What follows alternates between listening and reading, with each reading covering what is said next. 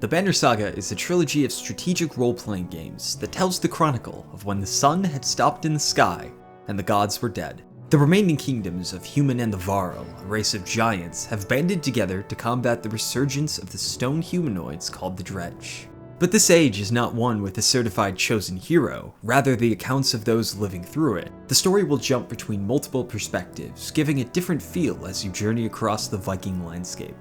This video will be focusing on the first game, giving you a tour of what to expect from its gameplay, presentation, tidbits of developer history, and capping off how this particular title concludes.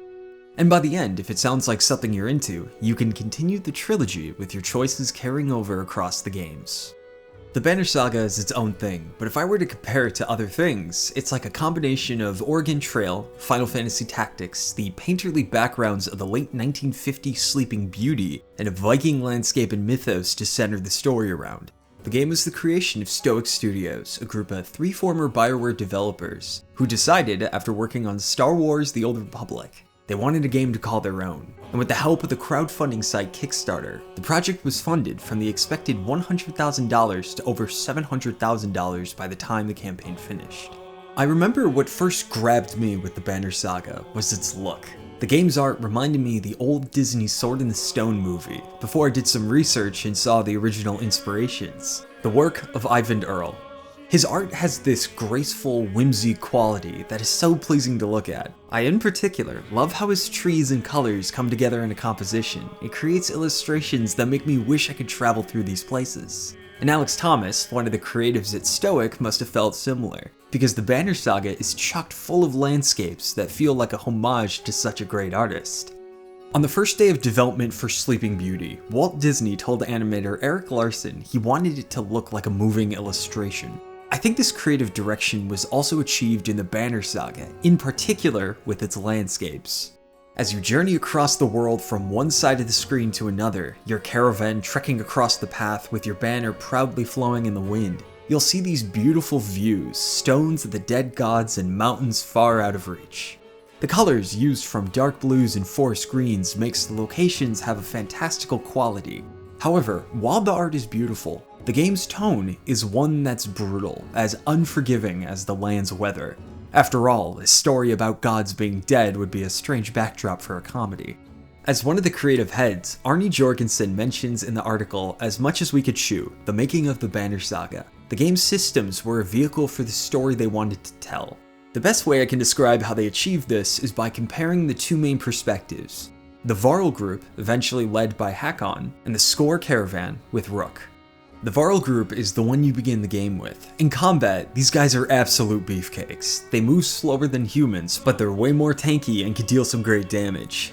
With the alliance with the Prince of Humans, Ludwin, and the Varl, you're a force to be reckoned with. Traveling across the map, you'll notice some numbers, representing the people traveling with you, the renown, which is both a currency to buy items and to level up heroes, and rations to see how many days you can feed your group.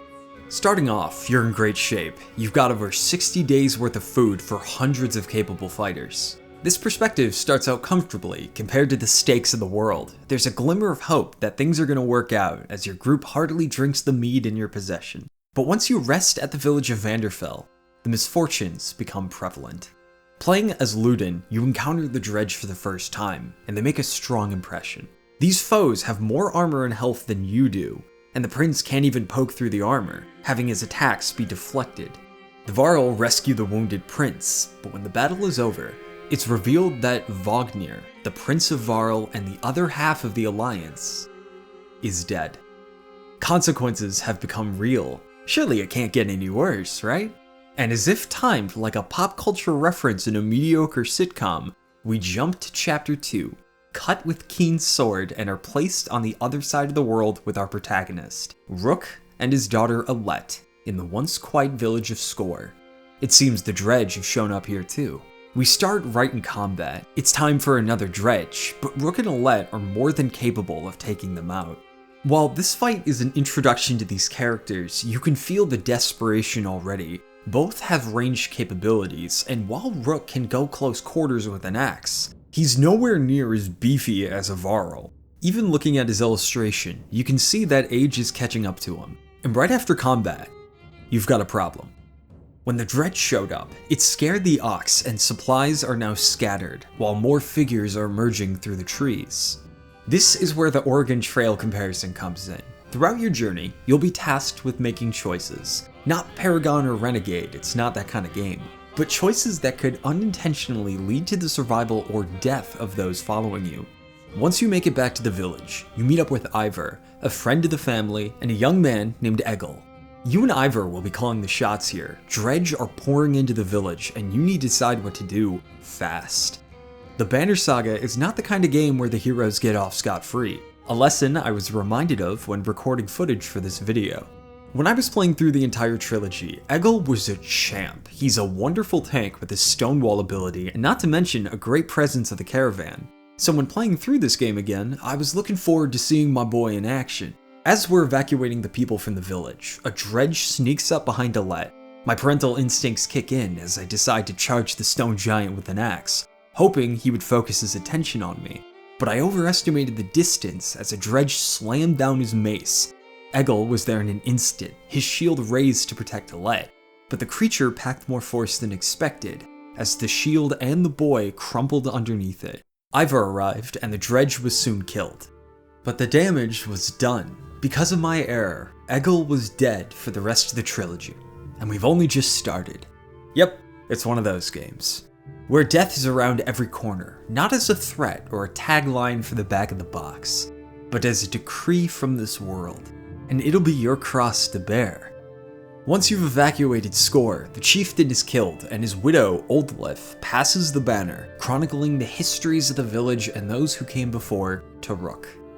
The village huntsman will now be the shepherd for the remaining villagers, the 270 clansmen and the 45 fighters, with only 5 days worth of food. It's a responsibility no one wants to bear, Rook especially, but he's the best option compared to the others. The villagers wouldn't rally behind a Varl like Ivar, and Oldlif wants to honor the wishes of her husband. Rook will be the one to keep everyone together because his story, like Alette's and like his late wife's, are a part of the banner. That is a legacy the survivors can rally behind. This is the heart of the Banner Saga. It's the core that weathers all the brutality of the world and its consequences. The story of a father and a daughter put in a position no one should be in and making the best of it, with a destination and a banner that will one day sew this age into the fabric of history. And I love the relationship between Rook and Alette. It feels realistic and mature in a way I haven't seen games often tackle. There's love the two have for each other with no resentment. Alette isn't a wide-eyed innocent, she's a capable archer, and Rook isn't a gruff father with a tragic backstory. Tragedy has affected everyone, but rather a dad who is more likely to crack a joke than swing an axe. And the times where these two are together, it seems like they really see each other. They both know the situation they're in sucks, but they make the best of it with the familiar ties they have. It's like when you and a parent suffer a family tragedy or unfortunate circumstance, and you bond through that shared suffering, with the care you have for being there for the other. I think that heart is perfectly represented in the cover art for the game. You see a beautiful landscape, a line spanning hundreds of clansmen, from warriors to Ivar, looking expectingly to the quiet of the forest, where Rook and Alette take solace before heading back on the trail. Rook holds up the banner as Alette stitches verses into the enduring cloth. While you do switch perspectives between Rook and Hakon, I find the Caravan of Score to be the most engaging narratively. While it's really cool to have a squad of capable fighters with plenty of supplies to go around, this makeshift caravan of the inexperienced is so compelling. Traveling from one destination to another, finding good fortune and harsh consequences along the way, both of which feel unexpected. Sometimes cautiousness is punished and recklessness is rewarded. Sometimes it's not. And mechanically, you never feel as prepared as Hakon's group. Rook is placed in situations where supplies are scarce, and a seemingly good decision can lead to painful outcomes. I've had times where my supplies were so scarce that we had a few scraps before hitting the next town. I've had clansmen die of starvation. I've had strangers join us, only to steal what little we had weeks later, and wanderers who surprised us with compassion at our lowest moments. The game's dialogue prompts and overworld travel create a sense of unpredictability that is so captivating to play. But sometimes, verbal words can only get you so far, and it'll be up to steel to get the point across.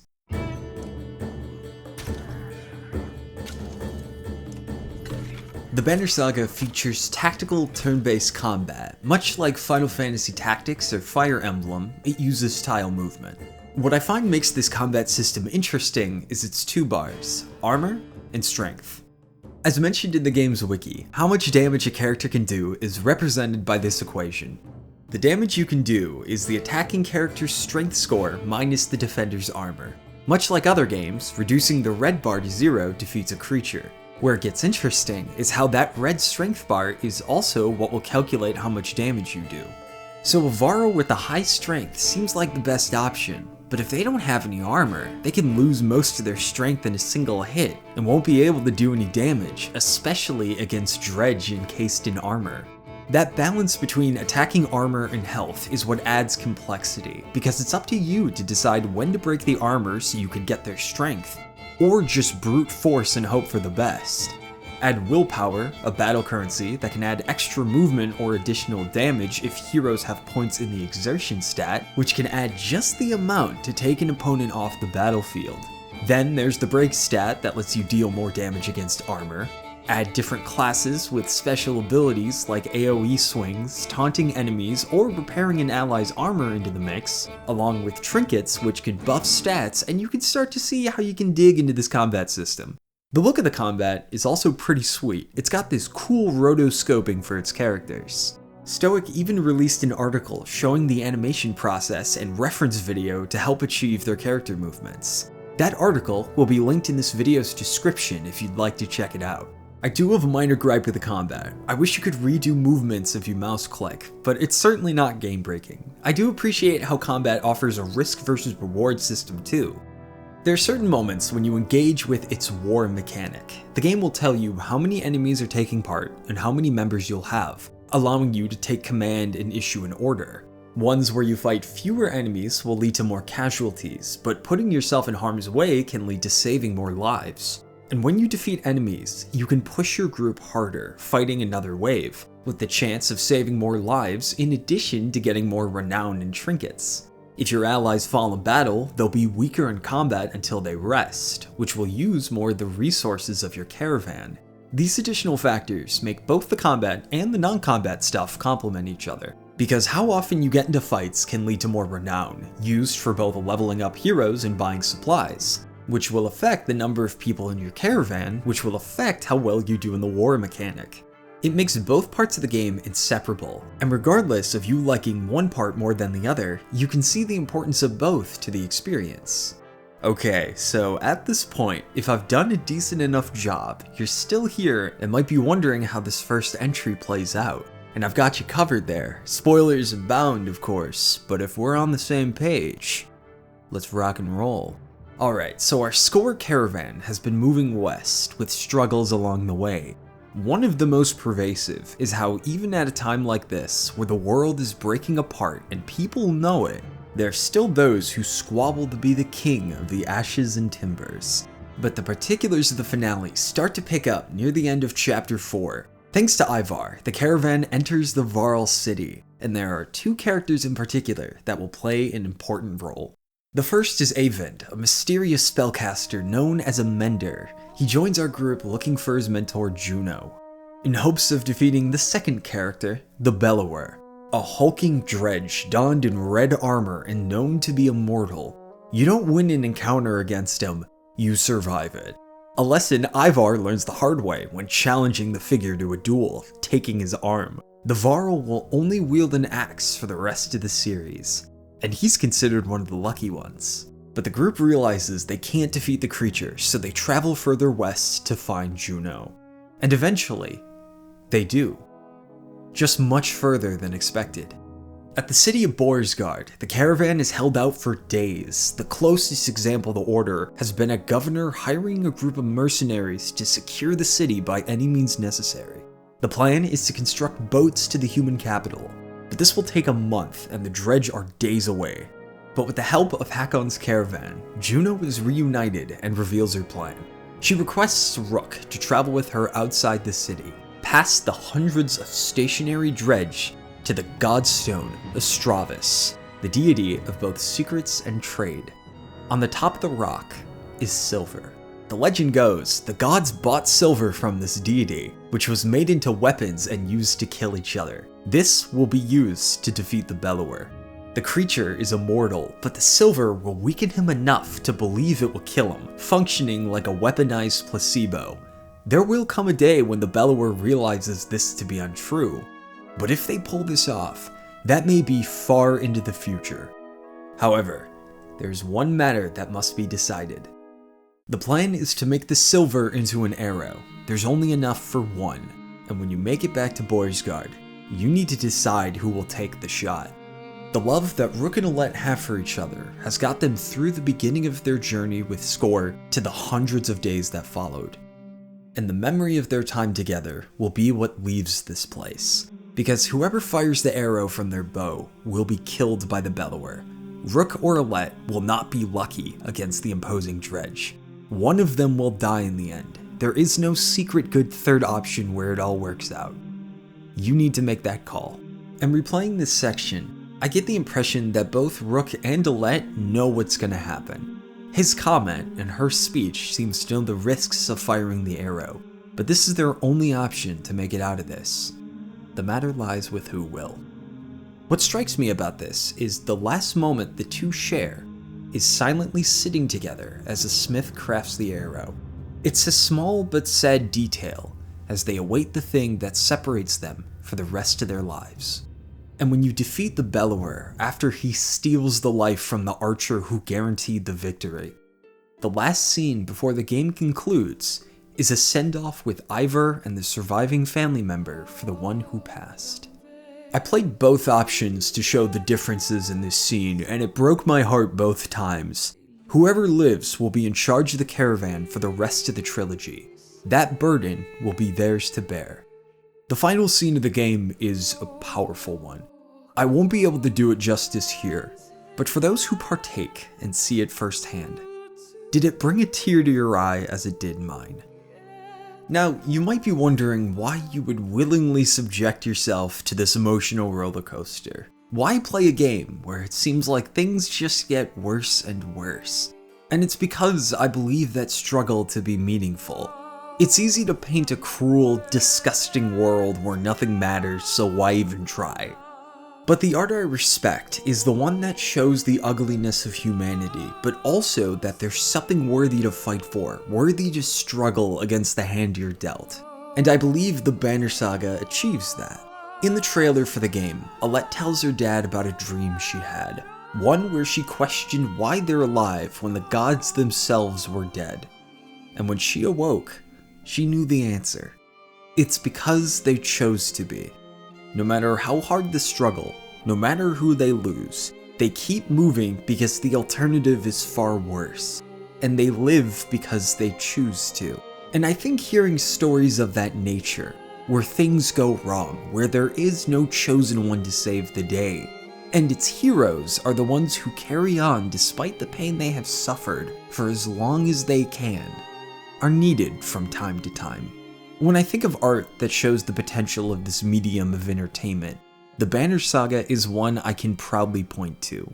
And much like its namesake, it will exist as time marches on, for those who stop to listen to its tale of when the sun had stopped in the sky, the gods were dead, and those who moved forward despite it.